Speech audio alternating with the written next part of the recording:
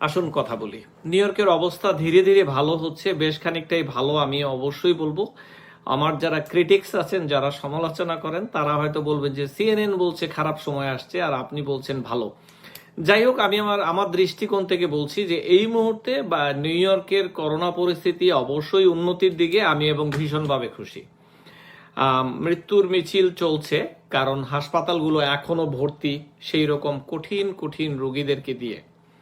তো সময়ের সাথে বলা যাবে যে আমরা ভালোর দিকে এগুচ্ছি না খারাপের দিকে, কিন্তু আমার অভিমত এখন বেশ খানিকটা ভালো। এই মাসের 12 তারিখে যে লকডাউন খুলে দেয়া হবে বলে মনে করা হচ্ছিল, আমি বিশ্বাস করি আস্তে ধীরে তখন খুলে দেওয়া হবে। ফ্রন্টলাইন যোদ্ধা যারা, তারা আগে বেরোয় আসতে হবে, অর্থাৎ যারা হাসপাতালগুলোতে চাকরি করেন, যারা হেলথ সেন্টারগুলোতে চাকরি করেন, যারা গ্রসারিতে চাকরি করেন, যারা সার্ভিসগুলোতে চাকরি করেন, তারা আগে বের হয়ে আসতে হবে। তো এই বের হওয়া একটি প্রক্রিয়ার মাধ্যমে যেতে হয়, সেটি আমি দুই একদিন পরে এই বিষয়টি নিয়ে কথা বলবো। কিন্তু আজ আসুন কথা বলি এই করোনার কাশি নিয়ে। আমি কয়েকটি ঘটনা বলি, তাহলে বুঝতে পারবেন যে করোনার কাশি কি জিনিস আর আমাদের এই কাশি কি জিনিস। আমাদের আমার একজন রোগী, ওনাদের বাড়িতে কারোই করোনা হয়নি, কিন্তু দু একজন কাশি দিচ্ছেন, তাই ওনাদের বাড়িতে আত্মীয় স্বজনরা ডিসিশন নিয়েছেন কেউ আসবেন না। অর্থাৎ সিএনএন মিনস পলিটিক্স। আচ্ছা, শর্মা পরেশ। তো ওনারা কাশি দিচ্ছেন, এই জন্য ওনাদের বাড়িতে কেউ আত্মীয় স্বজন আসবে না, অথচ ওনারা কিন্তু গত 2 মাস একেবারে কোয়ারেন্টাইন। এইটি এরকম পরিস্থিতিতে কেউ যদি 2 মাস বাড়িতেই থাকেন, করোনা কিভাবে ঢুকবে? করোনা কি নিজে নিজে তৈরি হবে? না, সেটি নয়। এই মুহূর্তে অ্যালার্জির একটি সিজন চলছে সারা বিশ্বব্যাপী। গাছের নতুন পাতা আসছে, বিশেষ করে নিউ ইয়র্কের বাজারে, নিউ ইয়র্কের মানে পরিবেশে নতুন গাছের পাতা আসে। আর এই সময়ে মানুষগুলো ভীষণভাবে ভুগতে থাকেন এই অ্যালার্জি জনিত সমস্যার কারণে। দেখা যাক, অ্যালার্জি জনিত সমস্যার নিয়ে আমি একটু পরে আসছি। আরেকজন আসছে, 23 দিন পরে উনি বের হয়েছেন, বের হওয়ার পরে উনার খুসখুস কাশি। অ্যালার্জি এইরকমই হয়, এবং অ্যালার্জির কাশিটি সাধারণত আপনি বের হবেন বা ঘরে থেকেও জানালা যদি খুলে দেন, দেখবেন যে আপনার কাশি শুরু হয়েছে। এটি রাইট অ্যাওয়েতেই শুরু হয়। করোনার কাশি সাধারণত 6-7 দিন পরে শুরু হয়, রাইট অ্যাওয়েতে এটি শুরু হয় না। এইটি একটি। আরেকজন আমার রোগী আছে, ওনার 4 মাস ধরে ওনার কাশি, ভালো হচ্ছেন না, কোনোভাবেই ভালো হচ্ছেন না। মনে হচ্ছিল অ্যালার্জি, কিন্তু অন্য কোনো রোগ ছিল এটির পেছনে, আমার কাছে মনে হচ্ছিল। যাক, এর মধ্যে ওনার করোনা হলো, কোভিড হলো। আমার হ্যাপি বার্থডে আজকে মামুন রেজা? না তো। আচ্ছা, আব্দুল্লাহ, আমার একটা ফেক আইডির কথা ছিল, সেখানে বার্থডে ছিল, এটি ঠিক করে নিও ভাইয়া। তো এই 4 মাস ধরে ওনার কাশি, ওনার কিন্তু আমাদের এত লম্বা সময় কাশি, আমরা ডাক্তাররা সাধারণত তখন এটির পেছনে কোনো কারণ আছে কিনা সেইটি আমরা জানতে চেষ্টা করি। যাই হোক, ওনার এক্স-রে করানো হলো, ওনার কোভিড-19 যে ফাইন্ডিং সেটি দেখা গেল।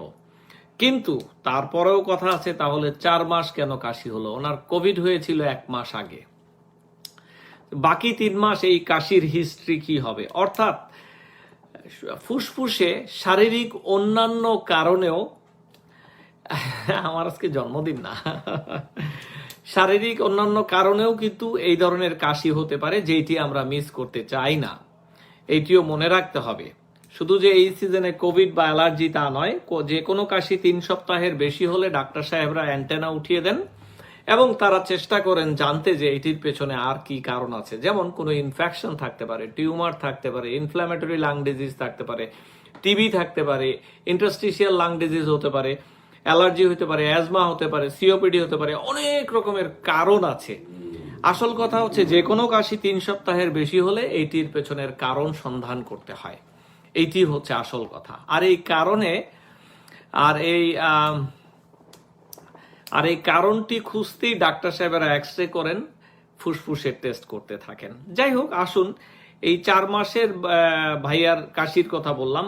এরপর আসুন, একজন এসেছে শুধু কাশি, গত 2-3 সপ্তাহ বা 1 মাস, কিন্তু কোনো ধরনের জ্বর নেই, তার আর কোনো লক্ষণ নেই, শ্বাসকষ্ট নেই, কিচ্ছু নেই, তার বাড়িতে কোনো কোভিড নেই। তার কি? এটি হচ্ছে টিপিক্যাল এই সিজনের অ্যালার্জির সমস্যা, যেটি আমরা প্রতি বছর এই সময় সাফার করি। আমরা যখন প্র্যাকটিস শুরু করি নতুন প্রথম দিকে দৈনিক 10 জন পেশেন্ট দেখতাম, হঠাৎ করে দেখলাম যে অ্যালার্জি জনিত অনেক রোগী চলে এসেছে, ডেইলি 30 জন রোগী আসা শুরু হলো। খুব খুশি হতাম, অ্যালার্জি সিজন আসে না কেন, আসলে আমাদের রোগীর সংখ্যা বেড়ে যায়, আয় রোজগারও বেড়ে যায়। এইটি আমাদের পেছনের কথা। আমরা যারা নতুন প্র্যাকটিশনার ছিলাম বা এখন আছে যারা, তারা এই সিজনটির জন্য অপেক্ষা করে, এই সিজন আসলে আমাদের রোগী বাড়বে, আমরা আরেকটু প্রসার হবে, এই জিনিসগুলো আমরা ভাবতাম। এই সিজনাল অ্যালার্জি যেটি এখন চলে। আবার অনেকের অ্যালার্জি আছে ভেজোমোটর রাইনাইটিস, সামনে বলবো না সেটি নিয়ে। তো আসুন এই কাশি সম্পর্কে একটু কথা বলি। করোনার কাশি সাধারণত এক্সপোজার হওয়ার পরেই প্রথম 2-3 দিনে হয় না, এটি 5, 5ম, 6ষ্ঠ দিনে গিয়ে কাশি হয়। খুসখুস খুসখুস কাশি, সাথে গলা ব্যথা, জ্বর তো থাকবেই। এটি হচ্ছে করোনার একটি টিপিক্যাল লক্ষণ। কিন্তু যেটি অ্যালার্জির কাশি, যেটি নিয়ে আমি এখন কথা বললাম, যেটি এই মুহূর্তে প্রচন্ড আকারে থাকার কথা ছিল, আমরা করোনার ভয়ে আমরা এইটি নিয়ে কেউ কথা বলতে রাজি নয়, সেটি হচ্ছে অ্যালার্জিক রাইনাইটিস। গাছে নতুন পাতা আসে, পোলেন আসে, এটির একটি আবরণ থেকে একটি অ্যালার্জি আসে, সেইটিকে বলা হয় অ্যালার্জিক রাইনাইটিস। এইটির কারণে আমরা যখন শ্বাস নিই, শ্বাসের সাথে এই পোলেনগুলো ঢুকে, চোখে ঢুকে, কান চুলকায়, গলা চুলকায়, অনেকের শ্বাসকষ্ট হয়, এটিকে বলা হয় অ্যালার্জিক রাইনাইটিস। সাধারণত যার হয় তিনি বোঝেন যে এটি আমার সেই অ্যালার্জি, আমি এবং ওই ওষুধটি খেয়েছিলাম। অনেকে আবার এই সিজন আসার আগেই ইনজেকশন নিয়ে বসে থাকতে চায়, যেটি আমি সাধারণত এনকারেজ করি না, কিন্তু এইটিও অনেকে নিয়ে রাখে। অনেকে অ্যাজমার ওষুধ আগে থেকে শুরু করে দেয়। তো এর মধ্যে একটি মেসেজ হচ্ছে, কারো কারো সুপ্ত অ্যাজমা থাকে, সারা বছর খুব কম লক্ষণ থাকে, এই সময়টুকুতে দেখা যায় যে এটি বেঁকে বসেছে। তো এই সমস্ত অ্যাজমা রোগীদের ক্ষেত্রে আমি সবসময় বলবো যে আপনাদেরকে যদি অ্যাজমার স্টেরয়েড ইনহেলার দেয়া হয়ে থাকে, আপনারা সারাটি বছর নিতে হবে, এইটি মনে রাখবেন। আর অ্যালার্জিক রাইনাইটিস আর এই যে কোভিড অ্যালার্জি, এ কাশি, এটির মধ্যে পার্থক্য একটি, জ্বর হচ্ছে একটি পার্থক্য। কোভিড থাকে সাধারণত 14-15 দিন, তারপরে কাশি থাকে 3 সপ্তাহ, কিন্তু কোভিডের সাথে জ্বর থাকাটা অনেকটাই বাধ্যতামূলক, না হলে কোভিড বলার সুযোগ কম।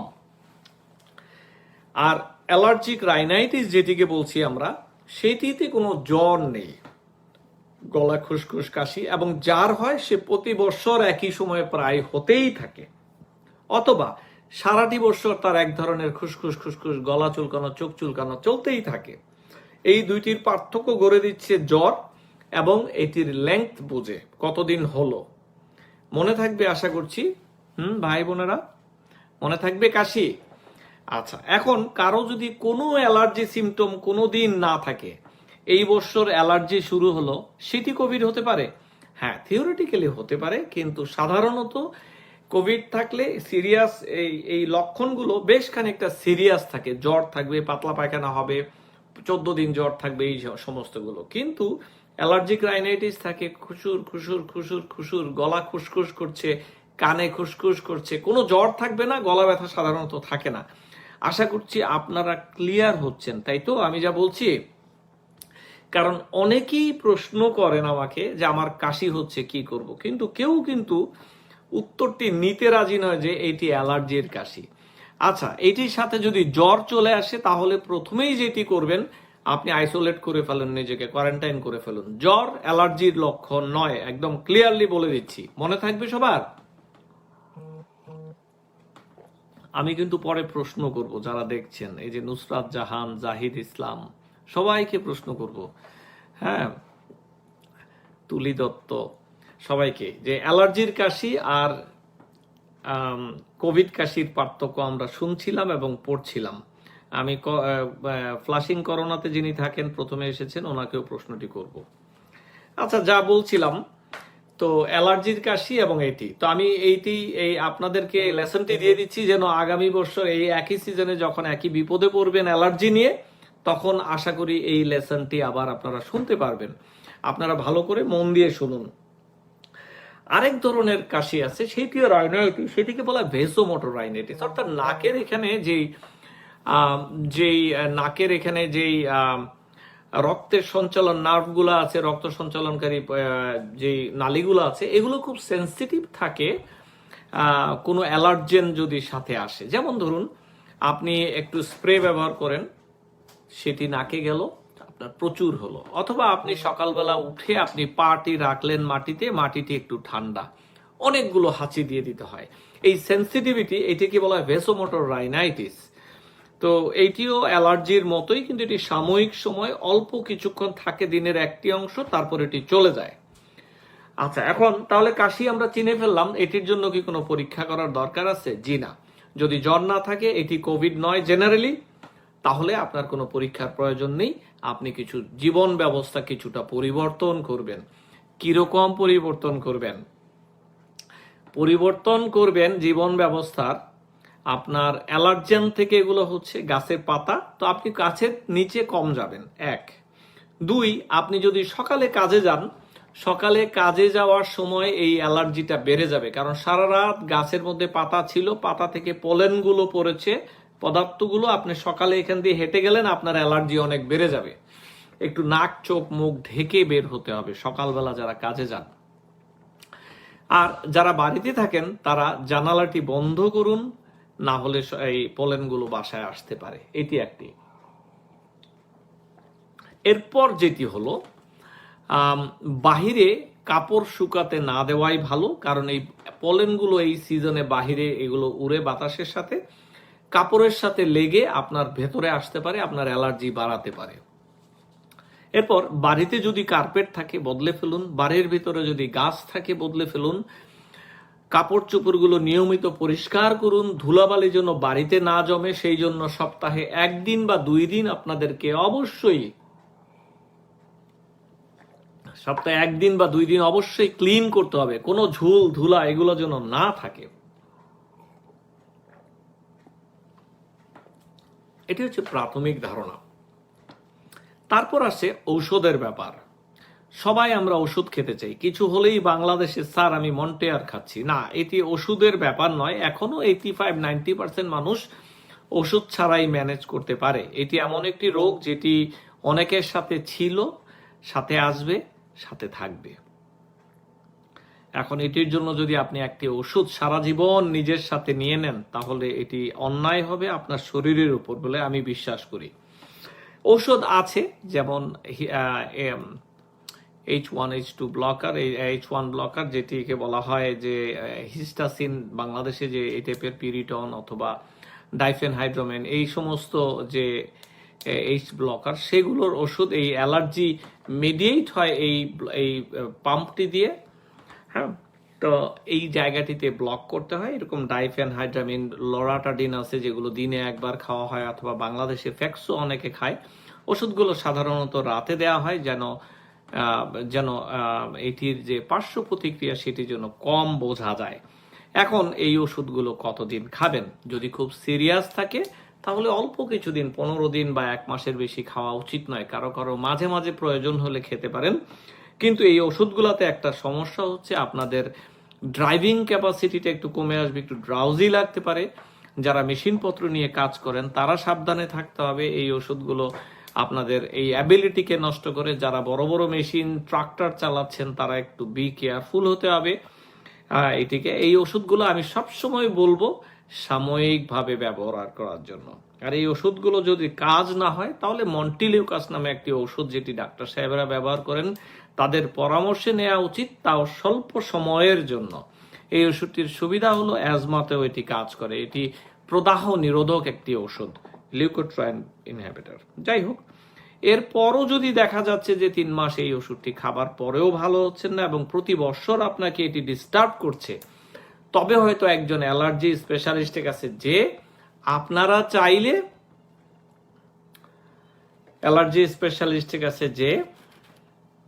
অ্যালার্জি টেস্টিং করতে পারেন, যে আপনার আসলে হচ্ছেটা কি সেটি বলতে হবে, জানতে হবে যে আপনার কোথা থেকে হচ্ছে। আপনার কি ধুলোবালি থেকে হচ্ছে, না পোলেন থেকে হচ্ছে, না তেলাপোকা থেকে হচ্ছে, না রডেন্ট থেকে হচ্ছে, না মুরগি থেকে হচ্ছে, না পেট থেকে হচ্ছে, বিড়াল থেকে হচ্ছে। এই টেস্টিং গুলো করতে হবে।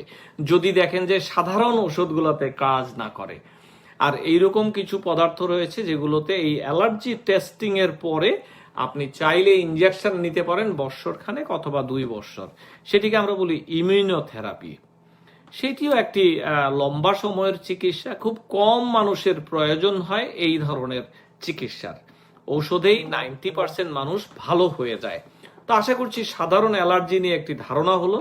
এই সিজনে যদিও কাশি, তার মানে এই নয় যে আপনার এইটি কোভিড অ্যালার্জি, কোভিড থেকে হচ্ছে। এটি হচ্ছে খুব সম্ভবত অ্যালার্জি থেকে, যদি জ্বর না থাকে। আপনারা পরিষ্কার নিশ্চয় ক্লিয়ার হয়ে গিয়েছেন আশা করছি। অনেকে আমাকে কনসার্ন আমি ভালো আছি কিনা এটি জানতে চাচ্ছে ইদানিং। অনেকে দেখতে চাচ্ছে যে বিকালের সেশনে আমাকে বিধ্বস্ত দেখায়। কিছুটা সত্য, কারণ সারাদিন আসলেই খাটুনি অনেক হয়। রাত্র 12টা-1টা পর্যন্ত মানুষের কল আসতেছে। কবে যে আমার ডাক্তার ভাইরা আসবেন তাদের চেম্বারগুলোতে, তাহলে হয়তো আমার কষ্টটা একটু কমবে। অনেকে আসতে শুরু করেছেন, আশা করছি এসে যাবেন। এটি এক। আবার বিকালের এই পর্বে দেখা যায় যে আমার লাইটেরও সমস্যা, যেই কারণে আমাকে একটু বিধ্বস্ত দেখায়। বাড়িতে লাইটের একটু ডিম আছে, সোডিয়াম লাইট। আচ্ছা, অনেকে প্রশ্ন করছেন আমি বাংলাদেশে যাব কিনা। প্রয়োজন হলে যাব। বাংলাদেশ যদি আমাকে আমার সার্ভিস নিতে চায় আমি যাব, অবশ্যই যাব, কেন যাব না। বাংলাদেশ আমার প্রিয় মাতৃভূমি। আজকে কি করলাম চলুন এটি নিয়ে একটু কথা বলি। আজকে আমরা ডিক্লেয়ার করেছি যে আগামী 10 তারিখে মা দিবস, মাদার্স ডে, এটিকে আমরা সেলিব্রেট করব মেডিকেলি। এইবার যেহেতু কোভিডের সমস্যা এবং নিউ ইয়র্কে অনেক কর্মজীবী মায়েরা আছেন যারা কাজে যাবেন বলে চিন্তা করছেন, তাদের কাজে এতদিন বাড়িতে থাকার পরে অনেকে সাহস করছেন না কিভাবে কাজে যাবেন। এমনকি অনেকে যে অ্যান্টিবডি টেস্ট যেটি হয়, যারা অসুস্থ ছিলেন তাদের জন্য এই অ্যান্টিবডি টেস্ট করে বোঝা যায় যে তাদের ভিতরে ইমিউনিটি এসেছে কিনা। তো সেই টেস্টই করতেও যে অনেকে ল্যাবরেটরিতে যাবেন, সেই মানসিক ক্ষমতাও অনেকের নেই। তাই আমি এবং আমার যে স্বেচ্ছাসেবী দল আমরা ডিসিশন নিয়েছি যে আমরা যারা কর্মজীবী মায়েরা আছেন, বাড়ি থেকে বের হতে ভয় পাচ্ছেন কিন্তু কাজে যেতেই হবে, এই আগামী 1টি সপ্তাহ আমরা বাড়ি বাড়ি গিয়ে রোগী সেই মায়েদের রক্ত নিয়ে আসবো এবং রক্ত পরীক্ষা করে জানিয়ে দিব যে তাদের কি করতে হবে। আইডিয়াটি কেমন বলেন? এটি হচ্ছে মায়েদের প্রতি আমাদের এই স্বেচ্ছাসেবী দলের এবং আমার বিশেষ সম্মাননা। কুইন্সে আমার অফিস, তো কুইন্সেই শুরু করব প্রথমে, দেখি কতটুকু প্রয়োজন হয়, তারপরে না হয় অন্য জায়গায় যাব। আপনাদের কাছে কি মনে হয় যে এটি একটি ভালো উদ্যোগ? মায়েদের পাশে এবার দাঁড়াবো। আর যদি দেখি যে কর্মজীবী মায়ের সংখ্যা কম, যারা কেয়ার করছেন না, তাহলে যারা বাহিরে কাজ করেন না তাদের কাছে আমরা রিচ আউট করব। তবে যারা নিউ ইয়র্কের কুইন্সে থাকেন তারা যদি আমাকে SMS করতে চান যে আপনার জ্বর ছিল গত 10 দিন আগে এবং আপনি কর্মজীবী, তাহলে আমাকে SMS করবেন, আপনার অ্যাড্রেস দেবেন, আমার অফিস থেকে কোঅর্ডিনেট করে আমরা সেট করে নেব কখন আমরা আসব। সাধারণত বিকাল 3টা থেকে 6টার মধ্যে আমরা আসব বলে আশা করি। আমার মোবাইলে SMS করতে পারেন এইরকম পরিস্থিতি হলে যারা কুইন্সে থাকেন। 718-844-3360 718-844-3360। মায়েদের জন্য এইটি স্পেশাল, আপনাদের জন্য আমি আছি সব সময়। আপনারা ছিলেন বলেই আমাদের ঘরগুলো ঠিক ছিল, আমাদের পরিবারগুলো এইরকম একটি কঠিন পরিস্থিতিতে সময়ে আমরা পার হতে পেরেছি আপনাদের অবদানের জন্যই। তাই এটি আমার পক্ষ থেকে একটি সম্মাননা আপনাদের প্রতি। আজ আমরা 55 জন নেপালি ছাত্র যারা নিউ ইয়র্কে থাকেন, তারা খুব বিধ্বস্ত। তারা আমাকে রিচ আউট করেছে যে তাদের খাদ্যের সমস্যা হচ্ছে, তাদের কাজ, তাদের পাশে আজ আমি দাঁড়িয়েছি। আমি আল্লাহর অশেষ রহমতে আপনাদের দোয়ায় আমি তাদেরকে 55 জনের খাবার দাবার, শুকনো খাবার দাবার কিনে দিয়ে এসেছি। এটি আমার জন্য একটি বিশেষ সম্মান আমি মনে করি। মানবতার কাজে যেহেতু নেমেছি, আমার কাছে সবারই দাবি আছে আমার কাছে, তাই তাদের কাছে আজ দাঁড়াতে পেরে আমি সত্যি বিধাতার কাছে কৃতজ্ঞ। তো আপনাদের সবাইকে যা বলছি যে আপনারা সবাই এগিয়ে আসুন এই মানবিক যুদ্ধে। আপনারা যারা আমেরিকাতে থাকেন অনেকেই চাচ্ছেন দেশে আপনারা কি করা যায়, অনেকেই কিছুই করতে পারছেন না। তো আমি বলবো যে আমাদের যে প্ল্যাটফর্ম আছে coronaseva.com, সেইটির মাধ্যমে আমাদের সাথে স্বেচ্ছাসেবী হিসেবে কাজ করতে পারেন। অনেকেই আমাকে রিচ আউট করেছেন। সেদিন আমরা যখন খাদ্যদ্রব্য দিচ্ছিলাম তখন অনেকেই রিচ আউট করেছেন, আমি আপনার খাবার দাবারগুলো পৌঁছে দিতে চাই। আমি দিয়েছি, একজনকে 20টি প্যাকেট দিয়েছি, আমাদের লিস্ট ছিল, লিস্ট মোতাবেক তারা দিয়ে এসেছেন। তো এরকম অনেকেই চাচ্ছেন আমাদের সাথে দাঁড়ানোর জন্য বিভিন্নভাবে। তো coronaseva.com ওয়েবসাইটে গিয়ে আপনারা চাইলে ভলান্টিয়ার হতে পারেন আমাদের সাথে। বাংলাদেশে যারা আছেন তাদেরকে বলি, মা বোনেরা আপনারা প্লিজ মাস্ক বানান বাড়িতে এবং আশেপাশের হাসপাতালগুলোতে দিয়ে আসুন। যারা হাসপাতালগুলোতে কাজ করেন, যে কোনো রোগী ঢোকা মাত্র এরকম মাস্কগুলো যদি আপনাদেরকে কোনো মা বোন দিয়ে থাকেন, সবাইকে একটি করে গিফট করুন। হাসপাতালে ঢোকা মাত্রই মাস্ক পরতে হবে, এটি একটি নিয়ম। আর যারা ধনাঢ্য ব্যক্তিরা আছেন তারা তো তাদের কাজ করছেনই এবং করবেনও বলে আমার বিশ্বাস। আপনাদেরকে ছাড়াই আমরা আসলে টিকবো না, এটি আমি বিশ্বাস করি। তবে নিউ ইয়র্কের অবজারভেশন থেকে বলে মনে হচ্ছে যে আগামী সপ্তাহে যখন খুলে দিবে, আমার মনে হয় যে আমাদের উপর কাজও কিছুটা কমে আসবে, দায়িত্ব কিছুটা কমে আসবে। লাইভে হয়তো আসবো দিনে একবার, স্বেচ্ছাসেবী কার্যক্রমগুলোকে কিছুটা কমিয়ে আনবো। আমি ইচ্ছাকৃতভাবেই মানুষকে স্বাভাবিক জীবনে আসতে সুযোগ করে দিতে হবে। সেই জন্য আগামী সপ্তাহ থেকে হয়তো আমাকে স্বেচ্ছাসেবক কাজগুলো কম দেখতে পাবেন সামনে। কিন্তু আমি এই জায়গাতে ছিলাম, থাকবো। আমি সব সময় স্বেচ্ছাসেবক হিসেবে নিজেকে পরিচয় দিতে পছন্দ করি। কাজগুলো আমি নিজের অন্তরালেই করে যাব। আরেকটি ঘোষণা খুব শীঘ্রই দিব আমি, যে এই যে একটি মানবিক পরিবেশে আমি কাজ করলাম এতদিন, আপনারা হয়তো সামনে দেখেছেন, অনেকে বলছেন আপনি হিরো, আপনি সুপার হিরো, আপনি মানুষ না, আপনি দেবতা। এগুলো কিছু নয়। আমি বিশ্বাস করি বিধাতা আল্লাহ তাআলা আমাকে দিয়ে এই কাজগুলো করিয়েছেন। হয়তো কোনো একটা কারণে আমার মতো একজন পাপী মানুষকে ওনার পছন্দ হয়েছে বলে মনে হয়েছে, অথবা আমাকেই ওনার মনে হয়েছে যে আমি এই কাজগুলো করব ওনার হয়ে। তো এই জন্য আমি কৃতজ্ঞ। আমি আপনাদের পাশে যতদূর সম্ভব থেকেছি। আমার ভুল ত্রুটি ছিল, আশা করছি ক্ষমা সুন্দর দৃষ্টিতে দেখবেন। আমি এই নিয়ে সামনে আরো বলবো। অনেকে সম্বর্ধনার হাত বাড়িয়ে দিচ্ছেন, অনেকে আরো অনেক কিছু চেষ্টা করছেন, কিন্তু আমি আসলে একজন পেশায় চিকিৎসক। আমি সত্যিকার অর্থে আমি একজন মনে প্রাণে চিকিৎসক এবং মানবদরদী মানুষও। সো আমাকে এই বলয়তেই থাকতে দিবেন আপনারা, আমি সেইটি আশা করি। আমি চিকিৎসা পেশায় নিয়োজিত থাকতে চাই, পাশে অন্য কিছু যদি করি সেটি আমার ইচ্ছাই হবে। কিন্তু আপাতত আমি কোনো সম্বর্ধনার, আমি আগে থেকেই বলে দিই যে কোনো অ্যাওয়ার্ড সম্বর্ধনা আমি আসলে প্রস্তুত নই মানসিকভাবে। আমি কোনো সম্বর্ধনা মানুষ থেকে নেবার জন্য এই কাজগুলো করিনি, আমি আল্লাহকে খুশি করার জন্য করেছি। আপনারা যেন আমাকে দোয়া করবেন, শুধু যেন আমি যেন এই কাজটি করে যেতে পারি সারা জীবন আপনাদের পাশে থেকে, এতটুকুই। আসুন কিছুটা প্রশ্নের উত্তর নেই, তারপর না হয় আমরা সবাই নামাজ পড়তে চলে যাব। আমি এই ইউটিউব ভাইরা আছেন, আপনাদেরকে বিদায় জানাচ্ছি। আসুন ফেসবুক থেকে প্রশ্নগুলো আগাই নেই।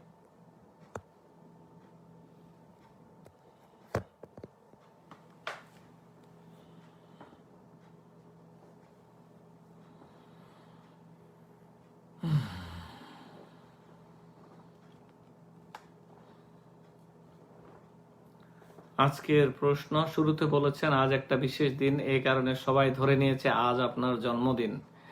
জি, আজকে অন্যরকম সুন্দর দিন, আমি পরে আপনারা জানতে পারবেন আশা করি। আমার মুখে রুচি নাই, 3 দিন জিহ্বা ঘা, এটি একটি ভাইরাস মনে হয়। আপনি যেরকম লক্ষণ বলেছেন এটি পিওরলি ভাইরাস মনে হচ্ছে। তারপরও জ্বর, আসলে এটি কোভিডের লক্ষণও হতে পারে। একটু ধৈর্য ধরুন, কোয়ারেন্টাইন করুন, প্রচুর পানি খাবেন। লক্ষণ ভেদে চিকিৎসা, যেমন প্যারাসিটামল জ্বরের জন্য, কাশির জন্য এরকম কাশির ওষুধ, কিন্তু ঘাবড়ে যাবার মতো কিছু নেই। এটি স্বাভাবিক ভাইরাসও হতে পারে, কোভিডও হতে পারে, কিন্তু টেনশন নেবেন না যেন। আমার অফিসে একটি ছেলে আজ প্রায় 20-25 দিন হাঁচি দেয়, কাশি দেয়, জ্বর নাই। এটি হচ্ছে অ্যালার্জি। হ্যাঁ, এটি অ্যালার্জি স্যার। রাইনাইটিস, সেহরি খাওয়ার সময় একটু জ্বর কি করব? এইরকম জ্বর অনেকেরই থাকে। বাংলাদেশের মানুষদেরকে এটি বেশি বোঝা যায়, টেনশন করবেন না। জ্বর মাপুন, পরীক্ষা করুন দিনে যখন জ্বর মনে হবে। আমার মামা করোনা পজিটিভ, তার শ্বাসকষ্ট হচ্ছে, পেটে গ্যাস, শরীরে ব্যথা। এটি তো স্পেসিফিক হয়ে গেল। রেমডেসিভির ওষুধ কি আপনারা রোগীদের চিকিৎসায় দিচ্ছেন? না, এটি একটি হাসপাতালে দেবার মতো একটি ঔষধ, ইন্ট্রাভিনাস।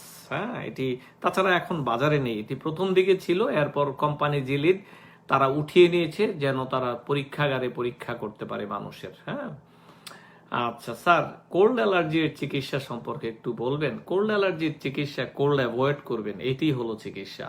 এছাড়া আসলে কোনো ওষুধের সাধারণত কাজ হতে চায় না। এটি একটি দুষ্ট রোগ। নাকের মধ্যে শিরশির করে জলে হাঁচি আসে, এইটিও অ্যালার্জি। সবাই অ্যালার্জিতে ভুগছেন। নতুন উপসর্গ স্ট্রোক ও হার্ট অ্যাটাক, লিভার সিরোসিস। আচ্ছা, 4-5 দিন আগে আমার জ্বর হয়েছিল, ওষুধ। আচ্ছা, আলী হায়দার ভাই লিখেছেন কি আমার মাঝে মাঝে হালকা কাশি, কফ, কিন্তু গলা ব্যথা নেই, শরীরের তাপমাত্রা 97 ডিগ্রি। এটি আসলে অ্যালার্জির মতো মনে হচ্ছে। গণস্বাস্থ্যের কিট নিয়ে কিছু বলুন। জয়প্রকাশ সাহা, স্যার আমরা যারা ব্যাংকে ক্যাশ লেনদেন করি, হ্যাঁ বলেছি তো ভাই এটি নিয়ে। নাকে পলিপাস হলে কি করবেন? বাংলাদেশে পলিপাস বোধহয় একটু ওভার ডায়াগনোসিস আমার কাছে মনে হয়। হ্যাঁ, পলিপ হলেই যে সার্জারি তা নয়, পলিপ হলেই যে সব করতে হবে তা কিন্তু নয়। যা বলছিলাম, আজকের বিষয়টি খুব ইন্টারেস্টিং ছিল। আমি চেষ্টা করেছি যত শর্টের মধ্যে প্রেসাইজলি পারা যায়। আমরা বাংলাদেশিরা ধুলাবালুতে অনেক এই অ্যালার্জি নিয়ে সাফার করি, কিন্তু এটি নিয়ে খুব বেশি টেনশনের কিছু নাই। দেখুন, এরকম ছোট ছোট রোগগুলোকে যদি আমরা সামনে নিয়ে আসি, তাহলে বাকিটা জীবন কিভাবে চলবে। আসুন নিজের মন থেকে শরীরকে শক্ত করি, মনকে শক্ত করি। এই সমস্ত ছোট ছোট রোগের কোনো ঔষধ আমি ব্যক্তিগতভাবে দিতে বা নিতে রাজি নই।